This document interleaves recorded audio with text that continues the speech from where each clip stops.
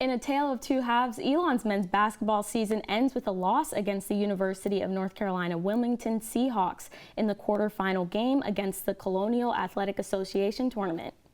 Despite the Phoenix maintaining a lead for the entirety of the first half, UNCW came out flying in the second half to take the lead and never let it go.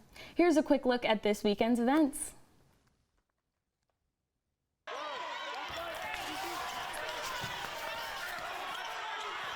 Get closer.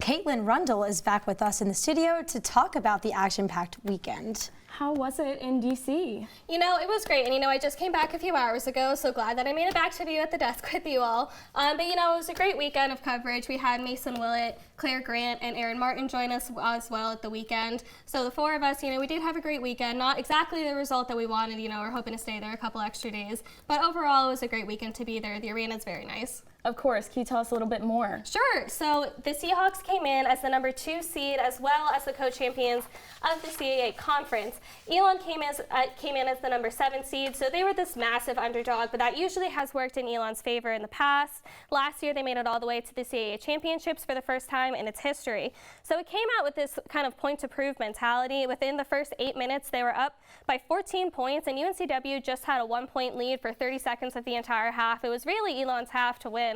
And then in the second half, UNCW kind of found its footing a little bit. Within 3 minutes, they came back and took the lead, and from then on out, it was just UNCW had the better game plan.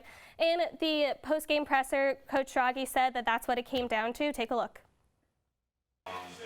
It's just a tale of two halves. I thought, first half, I thought we could be up even more. At the end of the half, I think they were feeling a bit better about themselves, but I thought we executed our game plan. And the second half, give them credit. They responded, and I thought we set the tone the first half. They set the tone the second half. Now, a key part of UNCW's defense in the second half was shutting down key Phoenix players Hunter McIntosh and Darius Burford. Darius Burford had averaged about 24 points in its past 3 meetings with the Seahawks, and Hunter McIntosh had ended the first half with 13 points. He was the lead scorer on either team in the half. So in the second half, with those two shut down, the Phoenix just didn't have an answer offensively. The team itself just scored 6 times from the floor in the second half in entirety.